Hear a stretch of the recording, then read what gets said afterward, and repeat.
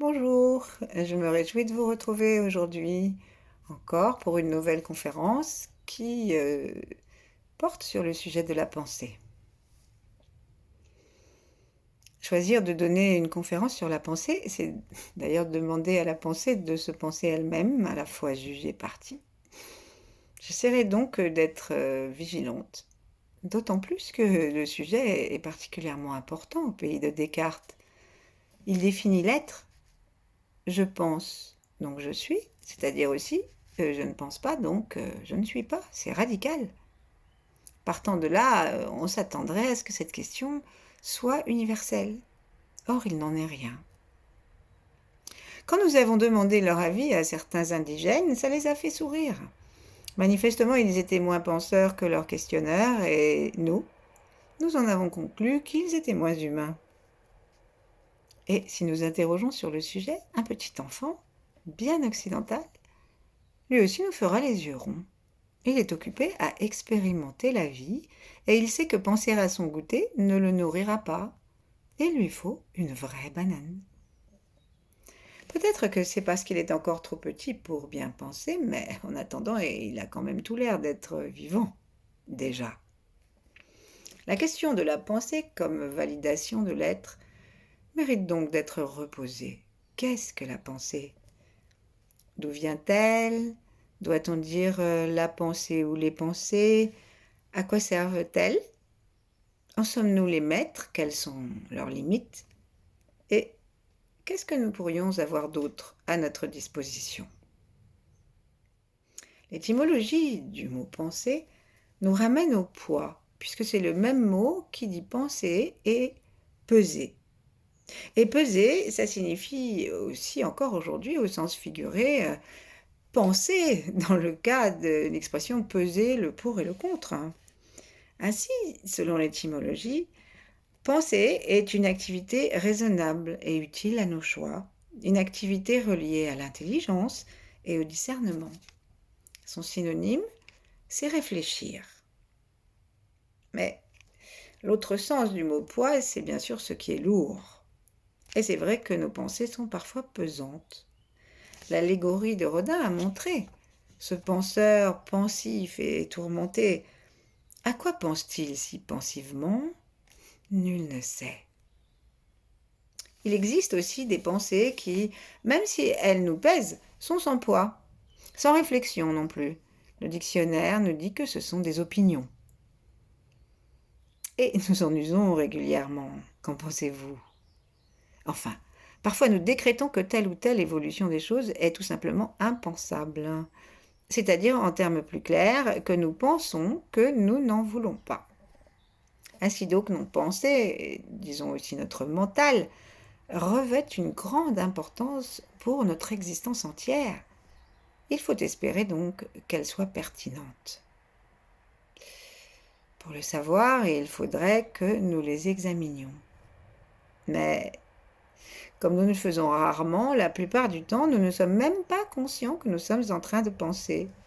Et les dictionnaires ne nous guident pas, car ils définissent la pensée par leurs synonymes, réflexion et opinion, comme nous l'avons vu, mais ils ne soufflent pas mot de sa nature. Comment expliquerons-nous donc à un enfant ce qu'elle est pour qu'il la reconnaisse? Eh bien, c'est ce qui parle, ça se trouve dans notre tête. Ça chante aussi parfois. Et souvent, ça se transforme en paroles ou bien en écrit.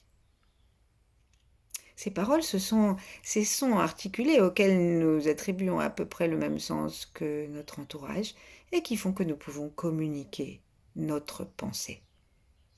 Donc, et même un enfant pourrait s'y amuser, pour en savoir plus sur nos pensées, il suffit d'orienter notre attention vers les paroles sans son qui se forment dans notre cerveau. Et là, que découvrons-nous? Eh bien, que nous en avons de plusieurs sortes, ne serait-ce que suivant le critère de leur intensité. Certaines s'expriment clairement, et d'autres moins distinctement. Et encore en dessous, il y a un brouhaha de pensées indistinctes, et parfois inachevées et contradictoires. Nous sommes capables d'en superposer plusieurs strates en même temps, au point d'en arriver à ne plus savoir à quoi nous pensons, nos pensées se poussant, parfois donc se contredisant les unes les autres. Et c'est ainsi que nous en arrivons à ouvrir la porte du frigo sans plus nous souvenir de ce que nous y cherchions. Parce que le temps de quelques pas, nous avons commenté les infos, estimé que le ciel était bien gris et remarqué que nous avions encore mal au dos. Voilà pour les pensées identifiables. Mais à bien regarder, ces pensées ne s'étaient pas élevées dans le silence cristallin d'un mental au repos. Ne se murmurait-il pas, aussi pas en dessous, un bavardage informe et non identifié? Alors finalement, ça nous fait combien de pensées par jour? Des chercheurs de la Queen's University, au Canada, ont mené des études par imagerie cérébrale et ils ont répondu à cette question en repérant dans le cerveau ce qu'ils ont appelé des vers de pensée. Lorsqu'une pensée se forme, on aperçoit une sorte de ligne, le vers donc. Et lorsqu'une autre apparaît, une autre ligne apparaît aussi, les zones du cerveau concernées n'étant pas les mêmes selon les pensées. Eh bien, il s'avère que nous en produisons quotidiennement plus de 6000, parfois encore beaucoup plus selon notre état. Bon, partons sur 6000. Eh bien, 6000, ça fait pour une durée de 12 heures de veille, à peu près près de 9 pensées par minute. On comprend qu'on ait besoin de les superposer. Revenons donc à notre question initiale. Sur ce total, combien sont pertinentes et adaptées à notre activité? Parfois c'est clair, aucune. C'était le cas de mon exemple devant les rayons du frigo. Et si nous faisons attention, nous découvrirons que cela arrive sans arrêt. Je viens de me prendre en flagrant délit le temps que j'écrive le début de ce paragraphe. Eh oui, j'ai pensé à une de mes filles, décidé que j'avais soif, et remarqué que je ne respirais plus tranquillement par le ventre, tout en cherchant à exprimer clairement ce que je voulais dire. Bien sûr, j'ai dû réécrire 3 fois la première phrase et ce n'était encore pas la bonne. Osho conseillait à ses disciples de s'offrir un moment où ils noteraient toutes leurs pensées, au moins des bribes, si le rythme était trop soutenu. Il assurait que la relecture de ce document leur fournirait une réelle motivation à contrôler leur esprit, tellement ils auraient honte du tissu d'ineptie sans lien qu'ils auraient sous les yeux. Le nombre des pensées n'en détermine pas la qualité. Et il semble même que ce soit le contraire. Comme dans le fouillis d'une chambre, on ne trouve pas ce qu'on cherche, le fouillis de nos pensées nuirait à notre clarté d'esprit. En effet, les études de Rex Jung, neuropsychologue américain, ont établi que certains cerveaux étaient très actifs et d'autres beaucoup moins devant la même tâche à accomplir, une tâche simple, mais qui demandait de penser un peu. La surprise, c'est que les personnes dont l'activité cérébrale était réduite avaient été plus efficaces et rapides que celles dont l'activité avait été intense. Les zones du cerveau non plus n'étaient pas exactement concordantes. En un mot, il y avait des cerveaux intelligents et d'autres brouillons. Et les plus intelligents, c'étaient ceux qui travaillaient le moins. L'imagerie médicale permet de progresser dans la compréhension des relations entre les pensées, le cerveau et l'intelligence. On sait depuis quelques siècles que globalement, plus le cerveau est gros, plus grande est l'intelligence. Le dauphin a une masse cérébrale plus importante que la sardine, par exemple. Oui, mais Néandertal avait un cerveau plus important que le nôtre. Aurait-il été plus intelligent que nous? D'une intelligence qui ne lui aurait pas permis de survivre à notre avènement d'Homo sapiens. En tout cas, il a su vivre 400 000 ans sur Terre sans l'abîmer. Et nous, en 10 fois moins, soit 40 000 ans à la louche, nous l'avons saccagé au point de mettre en danger notre avenir et celui de tout le vivant. Le volume du cerveau, c'est donc certainement un élément de l'intelligence, mais non déterminant, en tout cas non exclusif. Peut-être alors sa densité matérielle serait-elle un critère. Dans ce cas, son poids nous le révélerait facilement. Plus le cerveau serait lourd, plus son détenteur serait intelligent. Las, j'ai appris que le cerveau d'Einstein, médaillé comme le plus intelligent de nous tous, était plus léger que celui d'un homme moyen. Il pesait 1,230 kg et le nôtre probablement 1,3 kg. À noter que le cerveau d'Anatole France pesait à peine 1 kg. Ou à peine plus d'1 kg, soyons justes. Alors, existe-t-il une autre différence entre le cerveau des gens, dont les pensées sont pertinentes, voire géniales, et les nôtres?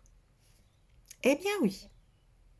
Et nous devons cette découverte à l'indiscipline du médecin pathologique Thomas Harvey, qui se permit de subtiliser le cerveau d'Einstein pour tenter d'y trouver la localisation de son génie.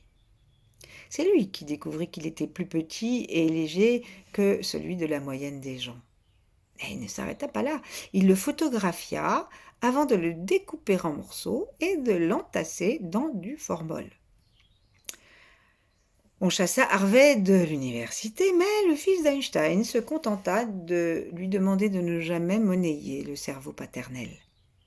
Ainsi, le médecin quitta-t-il son labo tout en emportant discrètement chez lui le génial encéphale. Il se tut. Ce n'est donc que 23 ans plus tard qu'un journaliste au flair admirable obtint un rendez-vous avec lui et découvrit le cerveau d'Einstein dans 2 bocaux. D'après Québec Science, il avait été découpé en 240 morceaux, mais j'avoue que j'ai du mal à le croire. Harvey dut alors se dessaisir de plusieurs éléments de son trésor pour les envoyer à des scientifiques dans le monde entier. Et parmi eux, une femme fit une découverte importante. Ce cerveau comportait un nombre d'astrocytes ou cellules dites gliales nettement supérieur à la moyenne. Ces cellules n'avaient jamais intéressé véritablement les scientifiques, parce que, d'après ce que j'ai compris, elles ont plutôt un rôle d'agent d'entretien que de directeur général. Mais, comme on sait, les concierges montent à tous les étages et les cellules gliales occupent tout l'espace des neurones pour remplir leurs fonctions. Peut-être que cela a permis une meilleure communication des informations. Ceci et d'autres expériences amènent à estimer qu'il est inutile de chercher un endroit particulier de nos hémisphères où se trouverait la zone de nos pensées, voire de notre génie.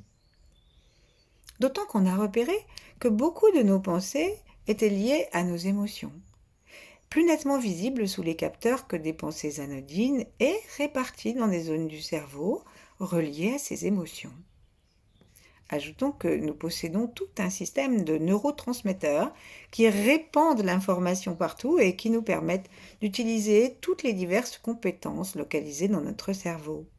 C'est d'ailleurs un sujet particulièrement sensible de nos jours, parce que notre mode de vie met à mal la santé de ces neurotransmetteurs.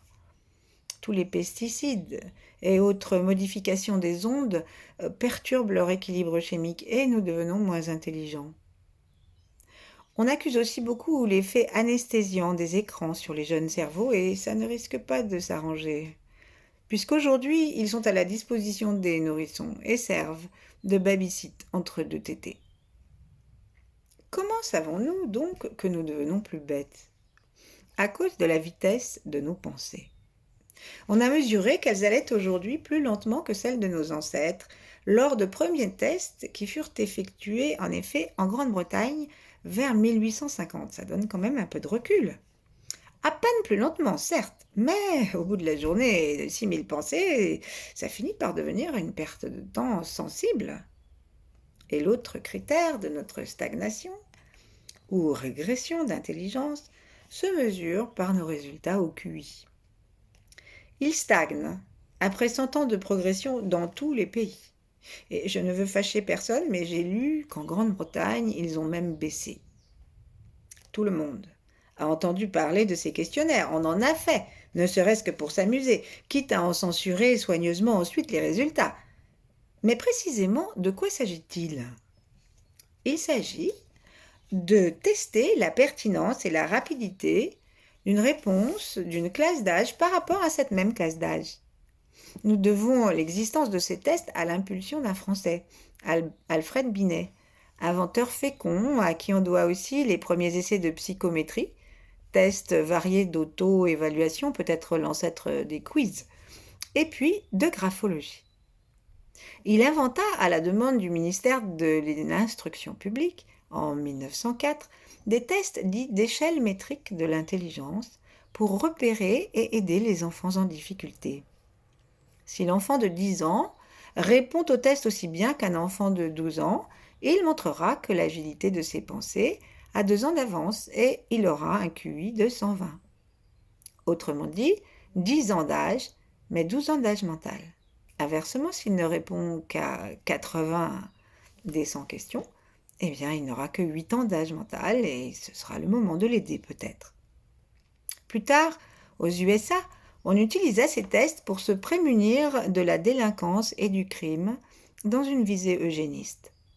C'est ainsi que les migrants y furent systématiquement soumis avant de pouvoir entrer en Amérique et qu'on renvoya de nombreuses victimes potentielles en Allemagne nazie par exemple. Classer les humains à partir de l'évaluation chiffrée de leurs pensées a depuis été grandement remis en question. En effet, cela sous-entend que la personne soumise au test ait les moyens culturels de répondre au QI, aux questions posées. Par exemple, la question d'un QI aborigène, rapportée par Daniel Tammet dans Embrasser le ciel immense, paraît difficile aux non-aborigènes. Je vous la pose. Si le wallaby est un animal, qu'est-ce qu'une cigarette? Vous voulez que je la repose? Bon, on a aussi remarqué qu'en s'entraînant à ce type de questions, on y répond de mieux en mieux sans pourtant devenir de plus en plus intelligent à vue d'œil. Enfin, ce qui paraît contestable, ce n'est pas le test en lui-même, mais notre façon de lui donner l'exclusivité. Comme si l'humain se résumait à sa pensée, dans une sorte de déclinaison du je pense donc je suis. Je crée donc je suis? Non, ça n'existe pas. Je bricole, je compte, je connais mon corps donc je suis? Non, non plus. J'ai la main verte et l'intelligence de la nature, je m'oriente et l'intelligence de l'espace? Non, non. Les savants ont maintenant repéré 8 formes d'intelligence que plus personne ne conteste et qui n'appartiennent pas exclusivement ou pas du tout à la pensée. Alors certes, c'est plus amusant de côtoyer des esprits vifs que des buses, mais pourquoi aller jusqu'à cette fascination? Comment se fait-il que dans les tests d'embauche, le système scolaire et chez la plupart des psychologues, la pensée et son QI tiennent un rôle quasi exclusif? On peut avancer 2 raisons possibles. L'une a trait à la pensée et l'autre au penseur. Reconnaissons d'abord au sujet de notre pensée qu'elle ne fait pas que battre la campagne. Elle nous apporte plusieurs trésors que je résumerai rapidement tant ils nous sont familiers. Premièrement, elle nous facilite la vie, car nous sommes comme notre cerveau. Moins on fait de travail pour un bon résultat, mieux nous nous portons. Nos pensées, donc, justement, permettent l'organisation. Par exemple, il vaut mieux établir efficacement la liste des courses et les programmer au moment où nous avons quelque chose d'autre à faire dans le même coin. Sinon quoi? Quand on n'a pas de tête, il faut avoir des jambes et voilà, la journée est finie. Ensuite, la pensée, quand elle est juste, permet d'éviter certaines erreurs coûteuses dans la vie. Elle est l'auxiliaire de la lucidité et de la sagesse. Même les évangiles, qui ne s'occupent pourtant pas de ça d'habitude, le reconnaissent. Qui de vous, dit Jésus en Luc, s'il veut bâtir une tour, ne s'assied pas d'abord pour calculer la dépense et voir s'il a de quoi la terminer, de peur qu'après avoir posé les fondements, il ne puisse l'achever. Question toujours actuelle, au moment d'engager un crédit, une nouvelle activité, etc. La pensée, c'est aussi un merveilleux outil cognitif. Elle nous offre le plaisir d'apprendre à lire, à écrire, et l'anglais, l'informatique, le parapente et aussi la cuisson des œufs mollets. De plus, notre capacité de penser permet à notre cerveau de progresser par lui-même. Notre compréhension et notre esprit s'ouvrent. Et quoi encore? Et penser, dans ce cas, est bien agréable au penseur, mais pas à lui seulement. Nous en avons tous bénéficié. Sans les penser, nous serions encore à train de chercher l'eau froide au puits et nous nous promènerions au pas du cheval. Alors quel est le point commun de toutes ces pensées? La mémoire. C'est elle, la mémoire, qui nous fait glisser de la pensée au penseur et explique notre fascination pour le QI. Car pour penser, il faut des mots et à la naissance, nous ne parlions pas. Nous avons donc dû les apprendre lorsque nous étions petits pour les utiliser jusqu'à maintenant, qu'on soit confus ou génial. En d'autres termes, dans leur principe même, toutes nos pensées sont une actualisation du passé, à commencer par le nôtre. Notre mémoire a soutenu notre acquisition des mots, puis notre pensée a soutenu notre mémoire, et nous avons acquis une histoire personnelle, une identité. Qu'est-ce qu'en effet qu'une identité? Principalement un nom, un corps et une histoire. Nous aimons cela, ça nous donne le sentiment d'exister. Nous pensons donc nous sommes, oui. Plus précisément, nous pensons donc nous sommes quelqu'un. Sans la pensée, nous ne sommes plus cette personne. Les malades d'Alzheimer en font l'expérience. Leurs pensées se lézardent, à leurs yeux, leur identité aussi. Et les autres, ils ont l'impression de les perdre. Telle est, je pense, la deuxième raison de notre fascination exclusive pour la pensée. Nous croyons Descartes.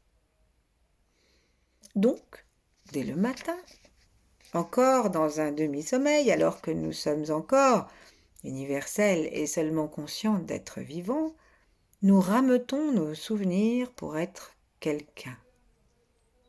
Nous reconnaissons au plus vite notre chambre comme telle, nous reprenons le fil de notre existence en nous souvenant de ce que nous avons fait la veille et du programme de la journée.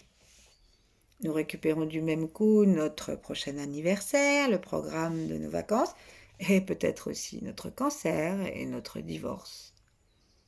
2 secondes après avoir quitté Morphée, nous avons enfilé notre identité plus serrée qu'un pyjama.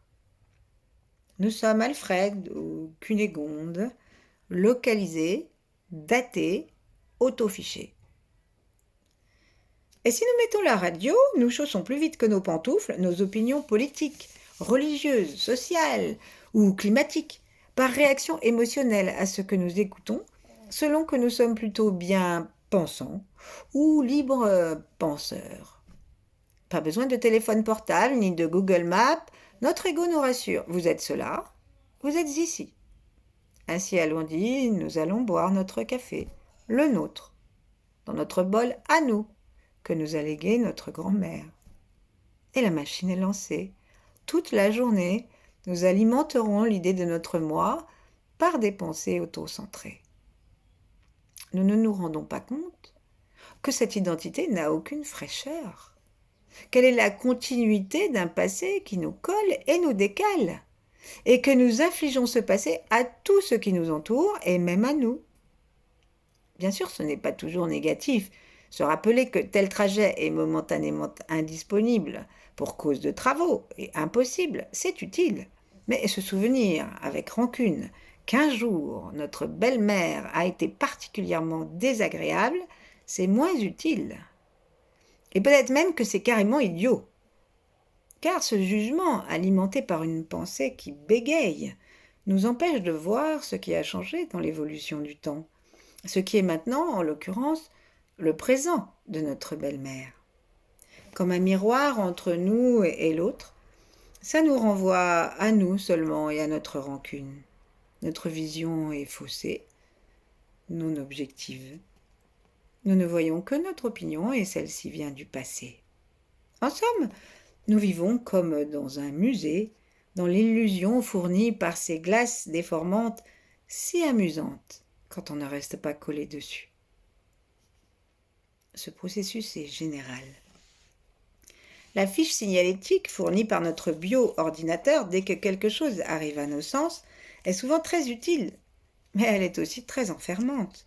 Nous nous trouvons désormais dans un réseau de pensées qui nous met en tension, car notre moi unique ne fait pas le poids devant la masse des autres moi et des objets séparés de nous et potentiellement hostiles. Autant qu'on l'a vu, nos informations risquent d'être obsolètes. Cette tension s'exerce donc aussi envers nous-mêmes. Il n'y a qu'à voir comment nous nous comportons avec nous, comme si nous étions plusieurs. L'un entretenant des pensées négatives et répétitives sur l'autre. Tu n'y arriveras pas. Ceci n'est pas fait pour toi, mais tu es vraiment nulle, ma pauvre fille. Ou mon pauvre garçon. T'as encore fait ceci ou cela. Dénigrement alimenté, remarquons-le, par la mémoire et le passé. Certes, cette division interne semble répondre à notre physiologie, parce que nous avons deux cerveaux, donc une approche duelle des choses. S'il y a le jour, il y a la nuit. Si nous avons raison, il existe des raisons pour que nous ayons tort, etc. La réussite n'est que l'autre face de l'échec. Ces pensées négatives prennent plus ou moins le dessus sur nous selon notre degré d'obéissance à ces voix intérieures. Et les Tibétains nomment paresse notre consentement à cette dictature qui nous enferme dans l'inhibition et la négativité et finit par nous dispenser d'essayer d'en sortir. Il vaudrait mieux prendre le contrôle de notre esprit. Supposons que le jeu nous intéresse. Immédiatement, nous tombons sur une expérience universelle. Nous n'avons pas la main sur notre cerveau, si j'ose dire. Impossible de nous faire taire. Les souvenirs dorés de saint François d'Assise rapportent une anecdote à ce sujet. Saint François faisait route avec un jeune moine. Chemin faisant, ils parlèrent de la prière et du silence, et François avoua qu'il lui arrivait de ne pas trouver facilement le silence intérieur. « Comment » s'exclama l'autre. « Mais c'est pourtant facile. Mais que me donneras-tu si je reste le temps que je veux sans penser ?» François, ayant déjà tout donné, proposa son âne. Aussitôt, le moine se mit en position sur le bord de la route et ferma les yeux. 10 secondes après, il demandait « L'âne, c'est avec ou sans la selle ?» L'exercice du silence est encore plus difficile quand nous avons créé une habitude, quand nous nous sommes laissés entraîner dans la durée vers la même pensée, ce qui culmine en cas d'obsession ou de névrose. Les amoureux connaissent aussi cette orientation de l'esprit dont ils ne souffrent pas, du moins tant qu'ils sont amoureux tous les deux. En cas de rupture, le moment est d'autant plus douloureux que d'une façon générale, l'orientation générale des pensées crée comme un appel à de nouvelles pensées du même ordre. Ici, des autoroutes neuronales vers l'objet de notre amour désormais perdu. Notre souffrance, c'est notre impuissance devant notre mémoire. Et que découvrons-nous encore en cherchant à contrôler notre esprit ? Eh bien que non seulement nous pensons sans le vouloir, mais que nous cédons à nos pensées. Dilgo Khyentse en donne dans Le Trésor du cœur un exemple concret. Nous avons décidé de méditer et d'observer nos pensées et ces jours de marcher. Soudain, nous nous en souvenons et nous nous retrouvons bientôt le Kaaba à la main, loin de notre décision initiale. La pensée nous a menés par le bout du nez, ce qui me rappelle une vieille chanson du Gaufret qui disait « Je ne suis plus maître chez moi, c'est mon chien qui fait la loi ». Nous avons tous probablement fait l'expérience de penser à un carré de chocolat et... Bon, à contrario, il apparaît que nous oublions régulièrement ce dont nous voudrions nous souvenir. Nous ne maîtrisons pas davantage la venue de nos pensées volontaires que leur cessation. Ça va des tables de multiplication, dont certains gardent des souvenirs amers, au rendez-vous important ou à la tâche urgente. Eh bien, quelles sont les conséquences de ces défaillances dans le contrôle de notre esprit? Énormes. Défaillance dans le contrôle de notre mental, défaillance dans la maîtrise de notre caractère, défaillance dans le cours de notre existence. Saint Paul lui-même confessait qu'il faisait tout ce qu'il ne voulait pas et qu'il ne faisait pas tout ce qu'il voulait. En d'autres termes, il se reconnaissait encore impuissant dans le contrôle de son esprit et de sa pensée. C'est facile de le mesurer quand nous prenons conscience de pensées qui nous entraînent à une action, puisque chaque action a forcément des répercussions dans la suite de la journée. La pensée des flageolets me traverse, je mange des flageolets et... Bon.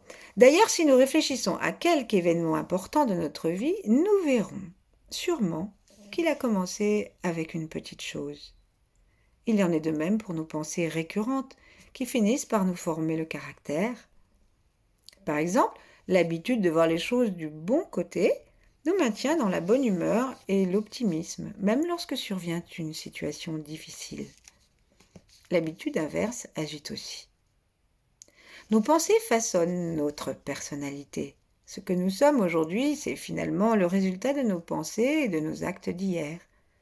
Prenons un exemple, mais hyper simple. Comment sommes-nous vêtus là, maintenant? Dès lors, observer le fonctionnement de nos pensées et comprendre ce qu'elles sont devient bien autre chose qu'un plaisir intellectuel. C'est une porte vers la liberté. Poussons donc plus loin. Lorsqu'on observe nos pensées, on voit qu'elles apparaissent dans le champ du mental et disparaissent. Lorsqu'on souffre d'une obsession, ne dit-on pas que cette pensée revient sans cesse? Mais si elle revient, c'est qu'elle était partie. Ce n'est donc pas elle qui revient, précisément, mais une autre du même acabit. À plus forte raison, toutes nos pensées ne sont que de passage. Même les pensées joyeuses, même les pensées intelligentes, même les pensées géniales. C'est d'ailleurs la base de la pédagogie. Il faut toujours répéter, parce que la pensée s'évade éphémère. Ce qu'il y a, c'est qu'elles forment un flux quasi constant, du moins quand nous sommes éveillés, et que ça finit par nous donner l'impression que nous sommes la somme de nos pensées. Quand on fait tourner un brandon dans la nuit, le simple point de braise donne l'impression d'un cercle complet. Mais c'est une illusion d'optique. Notre vie se passe de notre mental et ce que nous pensons de nous ou des autres ne nous renseigne que sur une chose, sur ce que nous en pensons.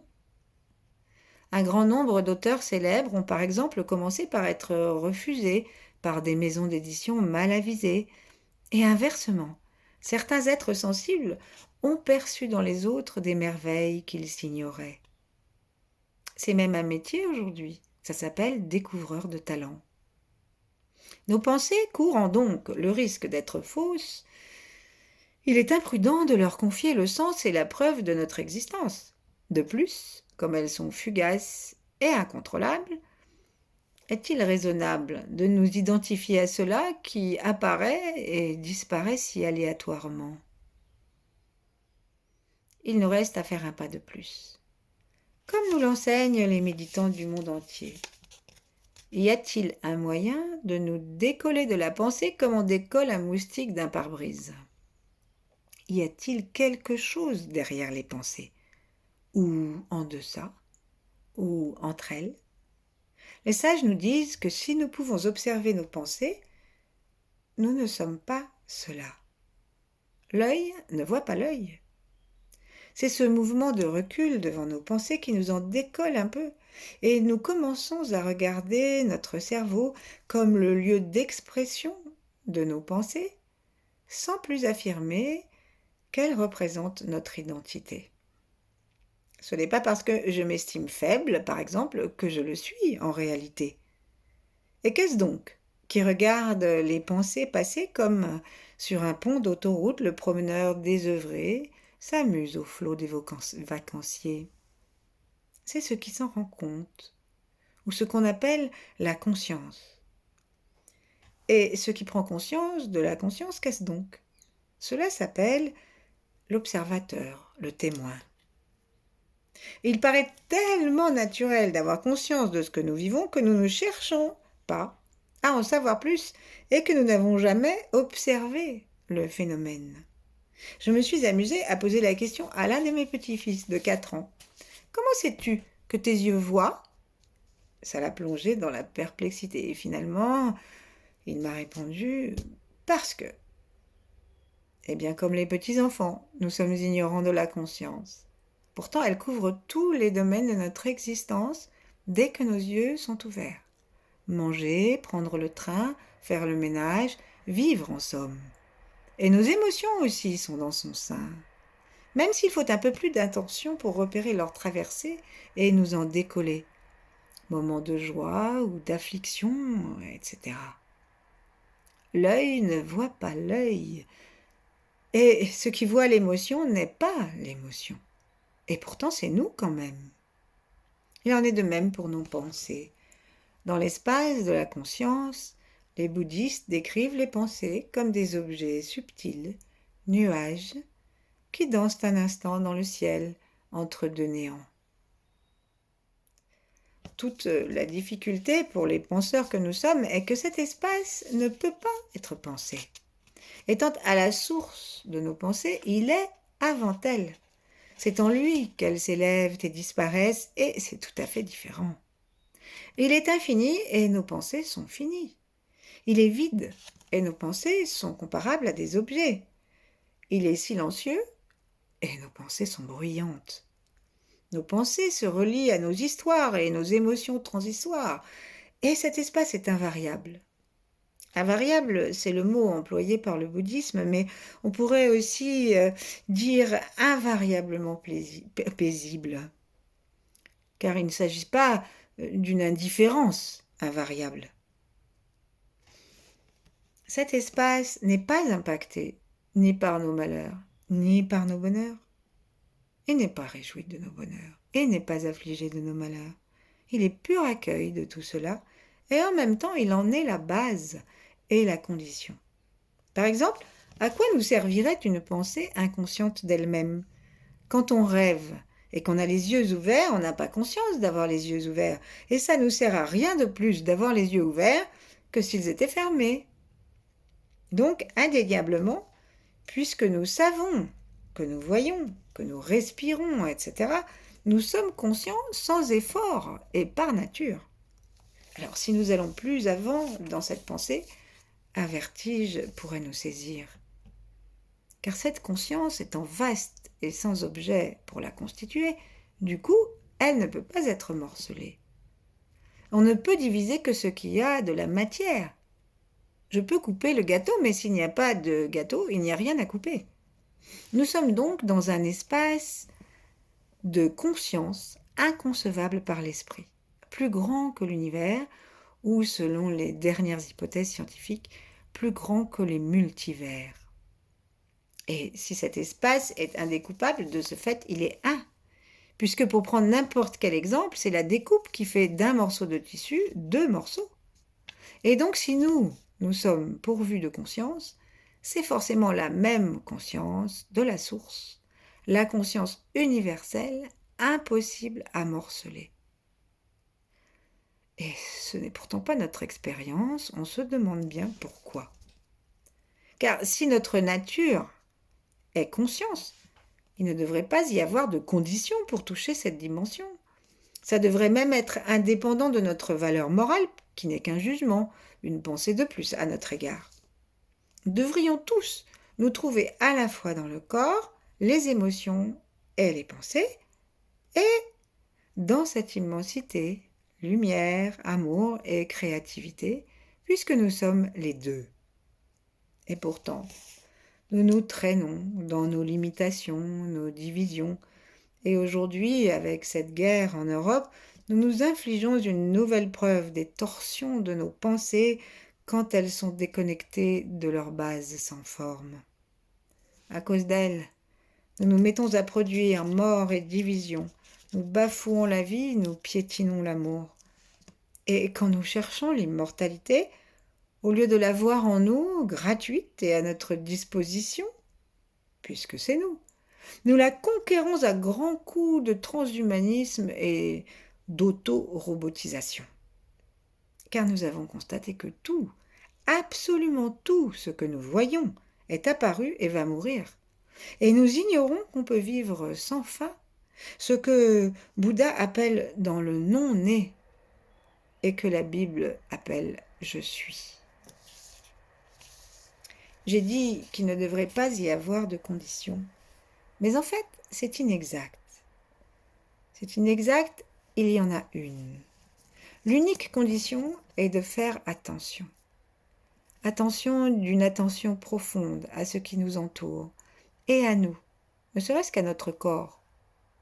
Être dans nos pensées ne nous empêche pas de nous cogner, nous en avons fait l'expérience. Mais l'attention nous préserverait. L'attention nous rapproche de la conscience. Et si nous méditons avec attention, on remarque qu'il y a des instants sans pensée. Quand nous arrivons à un temps entre deux pensées, que remarquons-nous? Certainement pas notre décès, ce qui suffit à prouver l'erreur de Descartes. Si nous nous intéressons à cet espace, l'aventure commence. En effet, la méditation nous apprend que ce silence n'est pas du rien, mais l'espace de la conscience. Et comme nous avons appris dans la vie à avoir conscience de quelque chose, lorsqu'il n'y a rien à quoi accrocher notre conscience, pas même une pensée, nous passons à côté du gros lot. Car notre conscience habituelle est bridée, elle reste relative aux choses, et la pensée la masque, alors que la conscience universelle est absolue, c'est-à-dire seule, c'est-à-dire une. On l'appelle le soi, ou je suis, le grand esprit, ou Dieu, ou la source, ou encore la conscience. Source de vie, elle est aussi la source de toutes les qualités qui se manifestent dans la matière et que les taoïstes disent inscrites dans nos organes. Peut-être est-ce ce que Platon nomme idée. Voici ce qu'il dit à ce sujet. Il faut convenir qu'il existe premièrement, c'est-à-dire d'abord, ce qui reste identique à soi-même en tant que idée, qui ne naît ni ne meurt, ni ne reçoit rien venu d'ailleurs, ni non plus ne se rend nulle part. C'est dans le Timée. Il oppose ce monde invariable des idées au monde sensible et fluctuant.